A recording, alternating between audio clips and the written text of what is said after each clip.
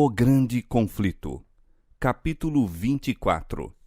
Quando começa o julgamento divino. O assunto do santuário foi a chave que desvendou o mistério do desapontamento de 1844. Revelou um conjunto completo de verdades ligadas harmoniosamente entre si e mostrando que a mão de Deus dirigira o grande movimento do advento e apontara novos deveres ao trazer a lume a posição e obra de seu povo. Como os discípulos de Jesus, depois da terrível noite de sua angústia e desapontamento, alegraram-se muito ao verem o Senhor, assim se regozijaram então os que pela fé haviam aguardado o segundo advento. Esperavam que ele aparecesse em glória para dar a recompensa a seus servos. Vendo frustradas suas esperanças, perderam de vista a Jesus e, como Maria, junto ao sepulcro, exclamaram: "Levaram o meu Senhor e não sei onde o puseram." Então, no lugar santíssimo, contemplaram de novo seu compassivo sumo sacerdote, prestes a aparecer como Rei e Libertador. A luz proveniente do santuário iluminou o passado, o presente e o futuro. Souberam que Deus os havia guiado por sua providência infalível.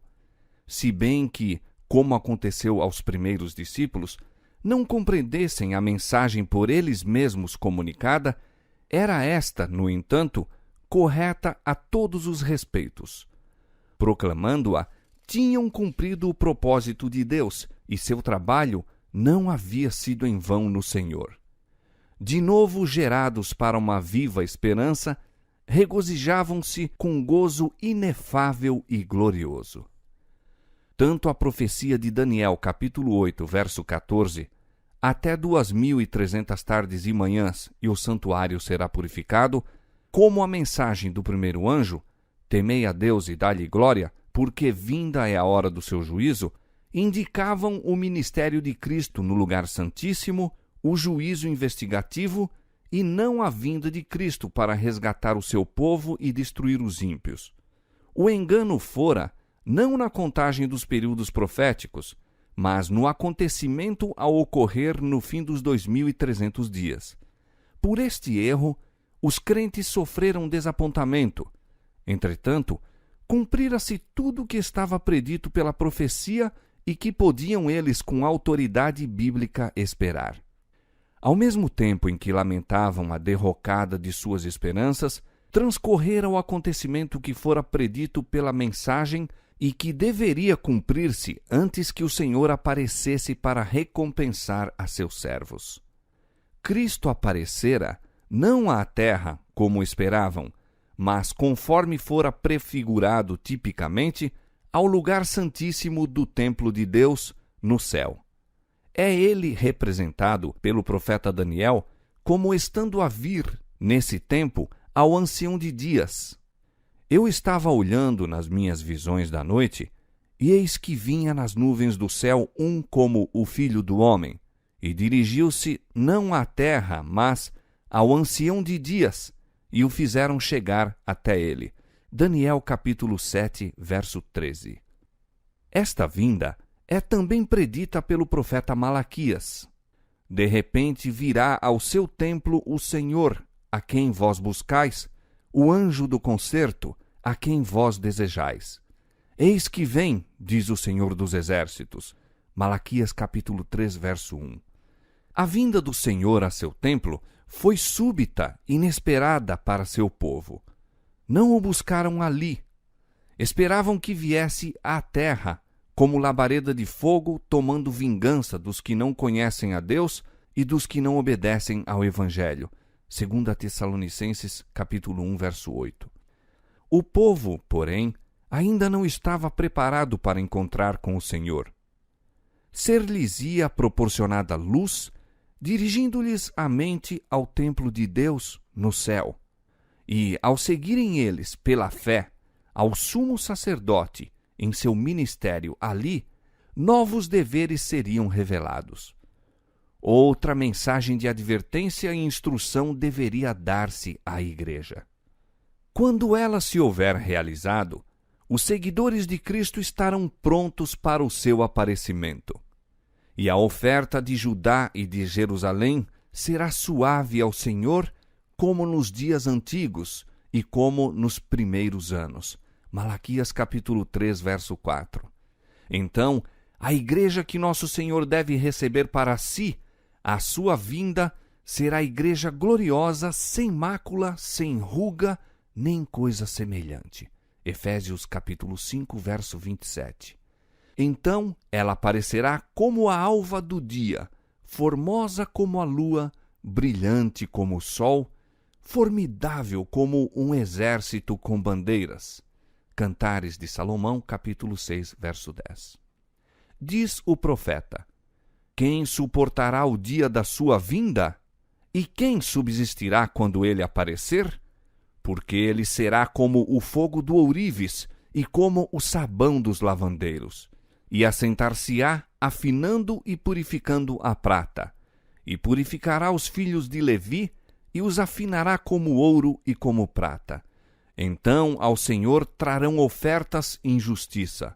Malaquias capítulo 3, versos 2 e 3. Os que estiverem vivendo sobre a terra, quando a intercessão de Cristo cessar no santuário celestial, deverão, sem mediador, estar em pé na presença do Deus Santo. Suas vestes devem estar imaculadas, o caráter liberto de pecado pelo sangue da aspersão. Mediante a graça de Deus e seu próprio esforço diligente, devem eles ser vencedores na batalha contra o mal. Enquanto o juízo de investigação prosseguir no céu, enquanto os pecados dos crentes arrependidos estão sendo removidos do santuário, deve haver uma obra especial de purificação ou de afastamento de pecado entre o povo de Deus na terra. Esta obra é mais claramente apresentada nas mensagens do capítulo 14 de Apocalipse. Além da vinda do Senhor a seu templo, Malaquias também prediz o segundo advento, sua vinda para a execução do juízo, nestas palavras: E chegar-me-ei a vós para juízo, serei uma testemunha veloz contra os feiticeiros e contra os adúlteros, e contra os que juram falsamente, e contra os que defraudam o jornaleiro, e pervertem o direito da viúva, e do órfão, e do estrangeiro, e não me temem, diz o Senhor dos Exércitos. Malaquias capítulo 3, verso 5. A mesma cena se refere Judas quando diz: Eis que é vindo o Senhor com milhares de seus santos, para fazer juízo contra todos e condenar dentre eles todos os ímpios por todas as suas obras de impiedade. Judas, versos 14 e 15. Esta vinda e a vinda do Senhor a seu templo são acontecimentos distintos e separados. A vinda de Cristo ao lugar santíssimo como nosso sumo sacerdote para a purificação do santuário, a que se faz referência em Daniel capítulo 8, verso 14, a vinda do Filho do Homem ao Ancião de Dias, conforme se acha apresentada em Daniel capítulo 7, verso 13, e a vinda do Senhor a seu templo, predita por Malaquias, são descrições do mesmo acontecimento. E isso é também apresentado pela vinda do esposo ao casamento, descrita por Cristo na parábola das 10 virgens de Mateus capítulo 25. A proclamação "Aí vem o esposo" foi feita no verão de 1844. Desenvolveram-se então as duas classes representadas pelas virgens prudentes e as loucas. Uma classe que aguardava com alegria o aparecimento do Senhor e que se estivera diligentemente preparando para o encontrar. Outra classe que, influenciada pelo medo e agindo por um impulso de momento, se satisfizera com a teoria da verdade, mas estava destituída da graça de Deus. Na parábola, quando o esposo veio, as que estavam preparadas entraram com ele para as bodas. A vinda do esposo, aqui referida, ocorre antes das bodas. O casamento representa a recepção do reino por parte de Cristo. A santa cidade, a Nova Jerusalém, que é a capital e representa o reino, é chamada a esposa, a mulher do Cordeiro. Disse o anjo a João: Vem, mostrar-te-ei a esposa, a mulher do Cordeiro. E levou-me o anjo em espírito, diz o profeta, e mostrou-me a grande cidade, a santa Jerusalém, que de Deus descia do céu. Apocalipse capítulo 21, versos 9 e 10. Claramente, pois, a esposa representa a santa cidade, e as virgens que saem ao encontro do esposo são símbolo da igreja. No Apocalipse é dito que o povo de Deus são os convidados à ceia das bodas. Apocalipse 19, 9. Se são convidados, não podem ser também representados pela esposa.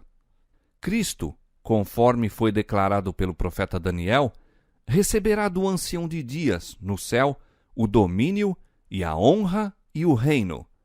Receberá a nova Jerusalém, a capital de seu reino, adereçada como uma esposa ataviada para o seu marido. Daniel 7,14, Apocalipse 21, 2.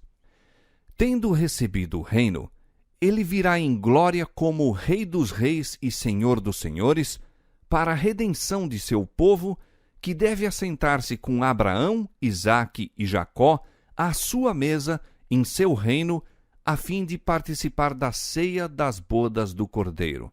Mateus 8:11 e Lucas 22:30. A proclamação "Aí vem o esposo", feita no verão de 1844, levou milhares a esperar o imediato advento do Senhor. No tempo indicado, o esposo veio, não para a terra, como o povo esperava, mas ao ancião de dias, no céu, às bodas, à recepção de seu reino. As que estavam preparadas entraram com ele para as bodas e fechou-se a porta. Elas não deveriam estar presentes em pessoa nas bodas, pois que estas ocorrem no céu, ao passo que elas estão na terra. Os seguidores de Cristo devem esperar o seu Senhor quando houver de voltar das bodas. Lucas 12:36. Mas devem compreender o trabalho de Cristo e segui-lo pela fé ao ir ele perante Deus. É neste sentido que se diz irem eles às bodas.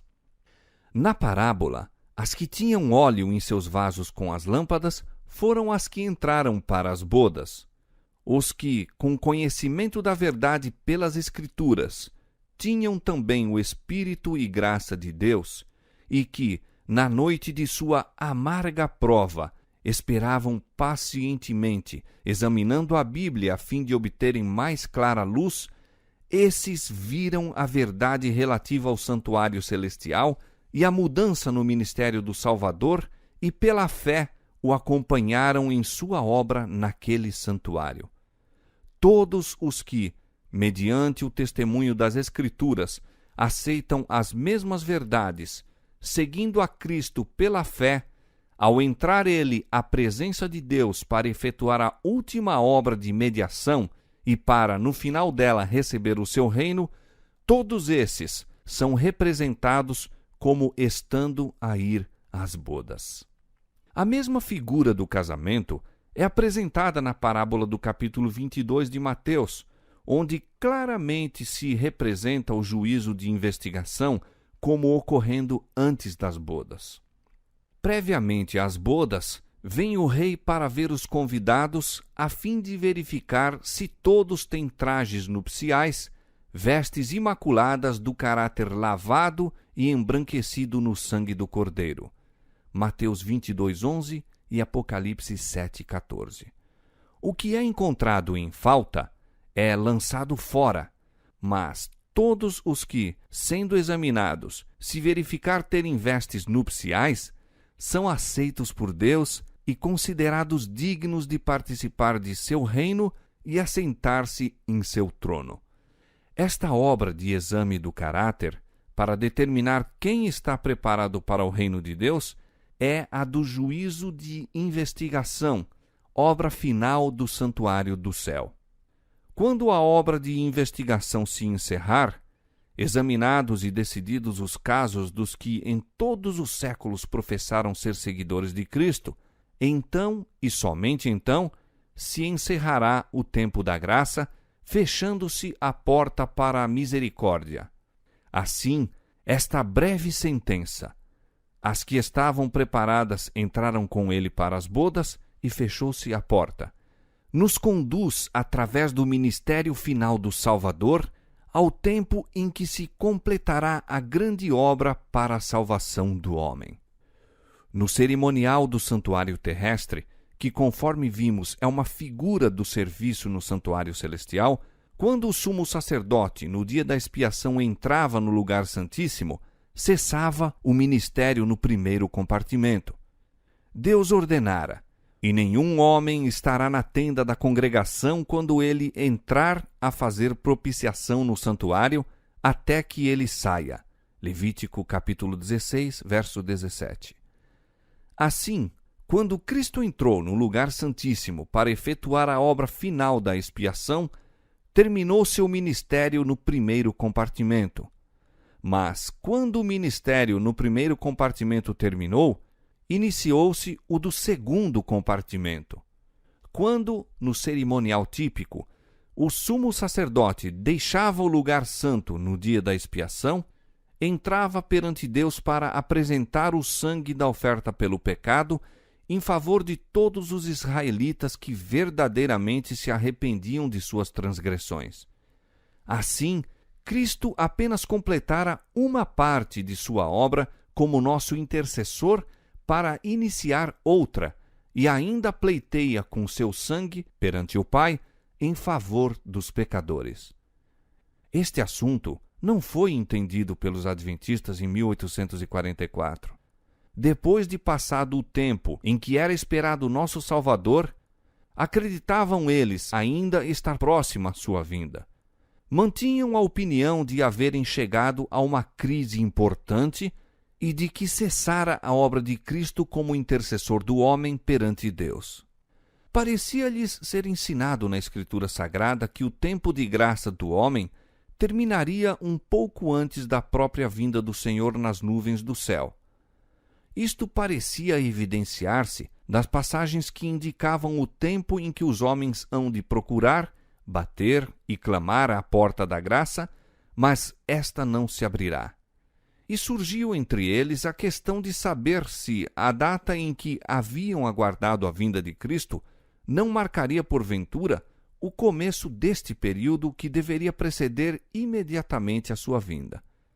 Tendo dado a advertência da proximidade do juízo, sentiam que sua obra em favor do mundo se achava feita, e não mais sentiam o dever de trabalhar pela salvação dos pecadores, enquanto o escárnio ousado e blasfemo dos ímpios lhes parecia outra evidência de que o Espírito de Deus se retirara dos que rejeitavam a misericórdia divina. Tudo isto os confirmava na crença de que o tempo da graça findara, ou, como eles então o exprimiam, a porta da graça se fechara. Uma luz mais clara, porém, surgiu pela investigação do assunto do santuário. Viam agora que estavam certos em crer que o fim dos 2.300 dias em 1844 assinalava uma crise importante. Mas, conquanto fosse verdade que se achasse fechada a porta da esperança e graça pela qual os homens durante 1.800 anos encontraram acesso a Deus, outra porta se abrira, e oferecia-se o perdão dos pecados aos homens mediante a intercessão de Cristo no lugar santíssimo. Encerrara-se uma parte de seu ministério apenas para dar lugar a outra. Havia ainda uma porta aberta para o santuário celestial, onde Cristo estava a ministrar pelo pecador. Via-se agora a aplicação das palavras de Cristo no Apocalipse dirigidas à igreja nesse mesmo tempo. Isto diz o que é santo, o que é verdadeiro, o que tem a chave de Davi, o que abre e ninguém fecha, e fecha e ninguém abre. Eu sei as tuas obras, e eis que diante de ti pus uma porta aberta, e ninguém a pode fechar. Apocalipse capítulo 3, versos 7 e 8. Os que, pela fé, seguem a Jesus na grande obra da expiação, recebem os benefícios de sua mediação em seu favor, enquanto os que rejeitam a luz apresentada neste ministério não são por ela beneficiados. Os judeus que rejeitaram a luz dada por ocasião do primeiro advento de Cristo e se recusaram a crer nele como Salvador do mundo, não poderiam receber o perdão por meio dele. Quando Jesus, depois da ascensão, pelo seu próprio sangue, entrou no santuário celestial, a fim de derramar sobre os discípulos as bênçãos de sua mediação, os judeus foram deixados em completas trevas, continuando com os sacrifícios e ofertas inúteis. O ministério dos tipos e sombras cessara. A porta pela qual anteriormente os homens encontravam o acesso a Deus não mais se achava aberta. Recusaram-se os judeus a buscá-lo pelo único meio por que poderia então ser encontrado, pelo ministério no santuário celestial. Não alcançaram, por conseguinte, comunhão com Deus. Para eles, a porta estava fechada. Não conheciam a Cristo como o verdadeiro sacrifício e o único mediador perante Deus. Daí, o não poderem receber os benefícios de sua mediação. O estado dos judeus incrédulos ilustra a condição dos indiferentes e incrédulos entre os professos cristãos que voluntariamente ignoram a obra de nosso misericordioso sumo sacerdote. No cerimonial típico, quando o sumo sacerdote entrava no lugar santíssimo, exigia-se de todos os israelitas que se reunissem em redor do santuário e do modo mais solene humilhassem a alma perante Deus, para que recebessem o perdão dos pecados e não fossem extirpados da congregação. Quanto mais importante não é que neste dia antitípico da expiação compreendamos a obra de nosso sumo sacerdote e saibamos quais os deveres que de nós se requerem. Os homens não podem impunemente rejeitar as advertências que Deus, em sua misericórdia, lhes envia. No tempo de Noé, uma mensagem do céu foi endereçada ao mundo, e a salvação do povo dependia da maneira como a recebesse. Rejeitada a advertência, o Espírito de Deus foi retirado da raça pecadora e pereceram nas águas do dilúvio.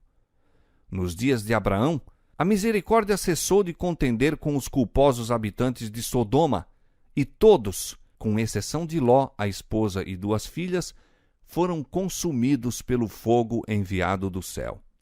Assim foi nos dias de Cristo. O Filho de Deus declarara aos judeus incrédulos daquela geração: vossa casa vai ficar-vos deserta. Mateus 23, 38. Olhando através dos tempos para os últimos dias, o mesmo poder infinito declara a respeito dos que não receberam o amor da verdade para se salvarem.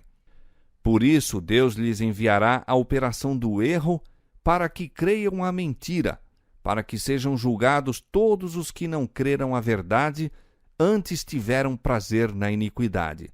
2 Tessalonicenses capítulo 2, versos 10 a 12. Sendo rejeitados os ensinos de sua palavra, Deus retira o seu espírito e os deixa entregues aos enganos que amam. Cristo, porém, intercede ainda em favor do homem e luz será concedida aos que a buscam. Posto que isso não fosse, a princípio, compreendido pelos adventistas, tornou-se mais tarde claro ao começarem a desvendar-se-lhes as passagens que definem a sua verdadeira posição. O transcurso do tempo em 1844 foi seguido de um período de grande prova para os que ainda mantinham a fé do advento. Seu único alívio, no que dizia respeito a determinar sua verdadeira posição, era a luz que lhes dirigia o Espírito ao santuário celestial. Alguns renunciaram à fé na contagem anterior dos períodos proféticos e atribuíram a forças humanas ou satânicas a poderosa influência do Espírito Santo que acompanhara o movimento adventista. Outra classe sustentava firmemente que o Senhor os guiara na experiência por que passaram, e, como esperassem, vigiassem e orassem, a fim de conhecer a vontade de Deus, viram que seu grande sumo sacerdote começara a desempenhar outra parte do ministério e, seguindo-o pela fé, foram levados a ver também a obra final da Igreja. Obtiveram mais clara compreensão das mensagens do primeiro e segundo anjos e ficaram habilitados a receber e dar ao mundo a solene advertência do terceiro anjo de Apocalipse, capítulo 14.